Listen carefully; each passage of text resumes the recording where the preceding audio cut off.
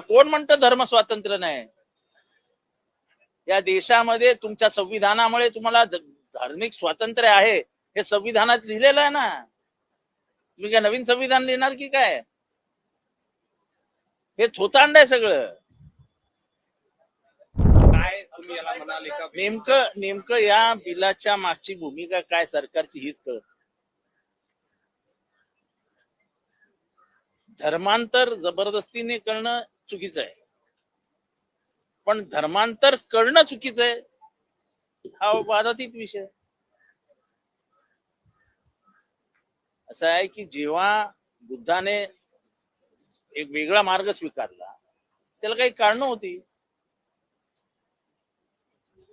समाजामध्ये असलेला भेदभाव हा जेव्हा असह्य झाला तेव्हा बुद्धांनी आपला मार्ग बदलला, महावीर जैनांनी मार्ग बदलला, बसवेश्वर महाराजांनी मार्ग बदलला, ज्ञानेश्वरा माऊलींच्या आई वडिलांनी आत्महत्या का केली, बसवेश्वरांचे हलाल का झाले,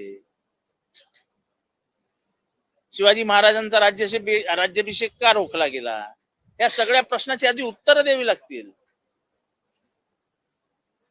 मला जर सन्मानाने माझा धर्म जगवणार नसेल तर मी दुसऱ्या धर्माचा मार्ग स्वीकारला तर त्याच्यात कोणाला काही वाईटही वाटायला नको. बाबासाहेब आंबेडकरांना मनुस्मृती का जाळावी लागली? बाबासाहेब आंबेडकरांना महाडचं 14 तळ्याचं आंदोलन का करावं लागलं? महाडच्या बाबासाहेब आंबेडकरांना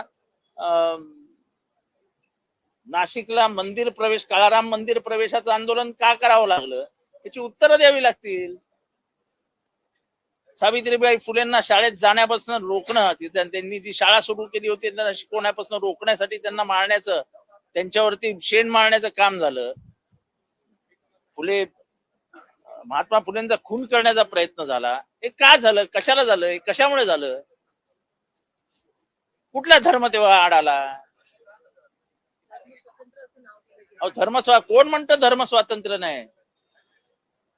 या देशामध्ये तुमच्या संविधानामुळे तुम्हाला धार्मिक स्वातंत्र्य आहे हे संविधानात लिहिलेलं आहे ना. तुम्ही काय नवीन संविधान लिहिणार की काय? हे थोतांड आहे सगळं.